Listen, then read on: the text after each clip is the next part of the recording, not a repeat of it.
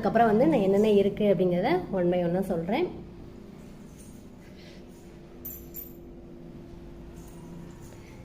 இப்போ டோர்லேருந்து ஸ்டார்ட் பண்ணிடுவோம். ஃபஸ்ட்டு வந்து ஸ்வீட்டாக ஸ்டார்ட் பண்ணலாம். தேன் வச்சுருக்கேன். இது வந்து முட்டை ரேக்கில் வந்து முட்டை வச்சுருக்கேன். அப்படியே கீழே வந்தோம் அப்படின்னா அதுக்கப்புறம் அந்த முட்டை ரேக்கு கீழே வந்து ஒரு இது தாங்கும்.